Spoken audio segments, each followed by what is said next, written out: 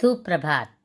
कक्षा दूसरी, विषय हिंदी, उपविषय पाठ 7, नाम वाले शब्द, संज्ञा और पाठ 15, वस्तु वर्णन। पुस्तक का नाम नई गुलमोहर, हिंदी व्याकरण। व्याख्यान 1।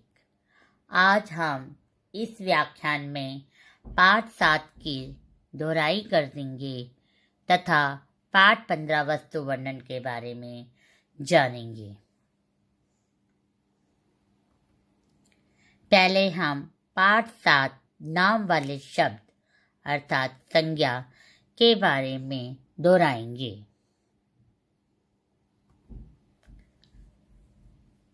नाम वाले शब्दों को ही संज्ञा शब्द कहा जाता है। नाम कई प्रकार के होते हैं। आइए कुछ नाम वाले शब्दों के बारे में जानते हैं। तो संज्ञा क्या होते हैं? नाम वाले शब्द ही संज्ञा होते हैं। तो पहले हम व्यक्तियों के नाम के बारे में जानेंगे। व्यक्तियों के नाम जिस प्रकार इसका नाम है रोहित, इस बच्ची का नाम है पलक, और ये नानी है और ये नाना है। तो जो हमारी तरह दिखाई देते हैं वो व्यक्ति कहलाते हैं। रोहित, पलक, नानी, नाना, अमन, जो भी हो, दादा, दादी, जो हमारे तरह दिखाई देंगे वो सारे कौन होंगे? व्यक्तियों के नाम में आएंगे। पशु, पक्षी और कीट पतंगों के भी नाम होते हैं। जिसे अगर हम इस चित्र को देखें तो हम इसको किस नाम से बुलाएंगे? शेर। इस चित्र को हम किस नाम से बुलाते हैं? मोर। इस चित्र को मक्खी, तो इस चित्र को तितली। तो देखा, पशु, पक्षी और कीट पतंगों के भी नाम होते हैं। और आपको बताते हैं वस्तुओं के भी नाम होते हैं। वस्तु क्या होती है? जिसके हम इस्तेमाल करते हैं किसी ना किसी काम में, जिसका हम इस्तेमाल करते हैं उसी वस्तुओं के नाम कहते हैं। जैसे गेंद खेलने के लिए प्रयोग करते हैं तो ये गेंद क्या है? वस्तु। छाता जब गर्मी होती है या बारिश होती है तब हम प्रयोग करते हैं तो ये छतरी क्या है? वस्तु। जब हमें कुछ खाने का मन करता है और सामने आम दिखाई देता है तो हम उसे खाने के लिए जाते हैं तो ये आम भी क्या है? खाने की एक वस्तु है।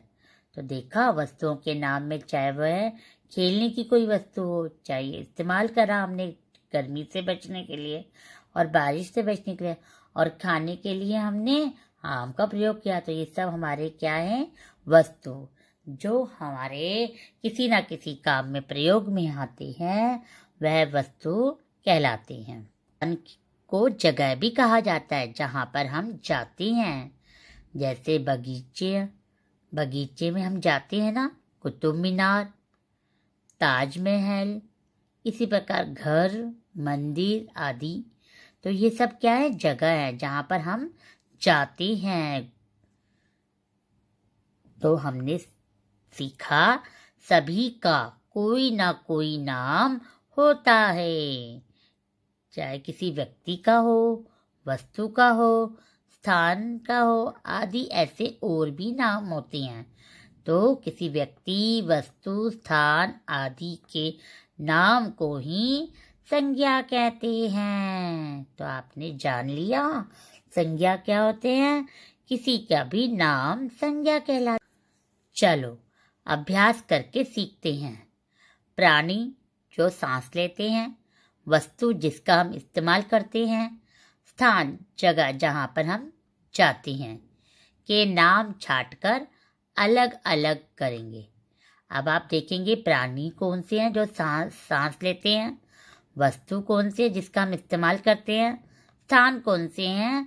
जहाँ पर हम जाते हैं। तो इन नामों को, यहाँ दिए गए कुछ नामों को हम उसको उसकी जगह पर पहुँचाते हैं। आम क्या है? खाने की वस्तु। तो इनसे हमने वस्तुओं के नाम में लिख दिया। नाना जी क्या करते? सांस लेते हैं, तो ये प्राणियों के नाम में आ गया। पेंसिल हम लिखने के लिए प्रयोग करते हैं तो ये भी वस्तुओं के नाम में आ गया। मंदिर, मंदिर कहाँ, हम जाते हैं ना मंदिर में पूजा पाठ करने, तो हम कहीं जाते हैं तो इसलिए वो स्थानों के नाम में आ गया। मोर, मोर क्या करते हैं, सांस लेते हैं, तो ये कहाँ पर आ गया, प्राणियों के नाम में। कुर्सी, हम उस पर बैठते हैं, इसलिए ये कहाँ पर आ गए, वस्तुओं के नाम में। स्कूल, स्कूल में हम कहाँ करते हैं, पढ़ने जाते हैं, तो जाते हैं ना एक जगह से दूसरी जगह, तो ये क्या आ गया, स्थान। औरत, औरत क्या है, सांस लेती है, प्राणी है, तो औरत को हमने प्राणियों में लिखा। बगीचा, बगीचा में हम क्या करते हैं, खेलने कूदने जाते हैं, तो हमने बगीचा को स्थान में लिखा। अब हम वस्तु वर्णन, ऑब्जेक्ट डिस्क्रिप्शन, जिसे अंग्रेजी में कहा जाता है ऑब्जेक्ट डिस्क्रिप्शन। वस्तु वर्णन क्या होता है, किसी वस्तु को देख समझकर उसके विषय में लिखना वस्तु वर्णन कहलाता है। वस्तु क्या होते हैं, मैंने आपको बताया था, जिसका हम इस्तेमाल करते हैं किसी ना किसी काम में। तो आज हम खाने वाली वस्तुओं के बारे में जानेंगे कि हम किस प्रकार लिख सकते हैं। जैसे आज हम आम और संतरा के बारे में जानेंगे। तो वस्तु वर्णन क्या होगा, पहले हमें देखना है, उसको समझना है, फिर उसके विषय में लिखना है, और वह क्या कहलाएगा, वस्तु वर्णन। तो सबसे पहले हम आम के बारे में जानते हैं। देखिए, यह आम हरा है, यह आम पीला है, और यह आम नारंगी रंग का दिख रहा है। तो हम लिखते हैं, अब हमने इसको देख लिया, अब इसके बारे में हमने समझ भी लिया कि कैसा कैसा होता है। अब हम इसके बारे में लिखते हैं। सबसे पहले मैंने लिखा, आम एक फल है, ये एक फल है ना। नंबर 2 पे लिखा, इसका रंग पीला, हरा और नारंगी होता है। और तीसरे पे लिखा, यह खट्टा और मीठा होता है। चौथे पे लिखा, यह बहुत रसीला होता है। पांचवे पे लिखा, आम के अंदर एक बड़ी गुठली होती है। छठे पे लिखा, आम से अचार, जूस, आम पापड़ आदि बनाते हैं। तो देखा किस प्रकार मैंने आम के विषय में लिखा। एक बार और पुनः देखते हैं। आम, नंबर 1, आम एक फल है। नंबर 2, इसका रंग पीला, हरा और नारंगी होता है। नंबर 3, यह खट्टा और मीठा होता है। नंबर 4, यह बहुत रसीला होता है। नंबर 5, आम के अंदर एक बड़ी गुठली होती है। छठा, आम से अचार, जूस, आम पापड़ आदि बनाते हैं। तो अब आप जानिए किस प्रकार हम लिख सकते हैं। इसी प्रकार हम संतरे के बारे में जानते हैं। संतरा एक फल है, इसका रंग हरा और नारंगी होता है। आपने देखा संतरा कई बार हरे रंग का भी होता है। इसे छीलकर खाया जाता है। यह खाने में खट्टा और मीठा होता है। इसके अंदर छोटे छोटे बीज होते हैं। इसका जूस भी बनता है। एक बार पुनः देखते हैं।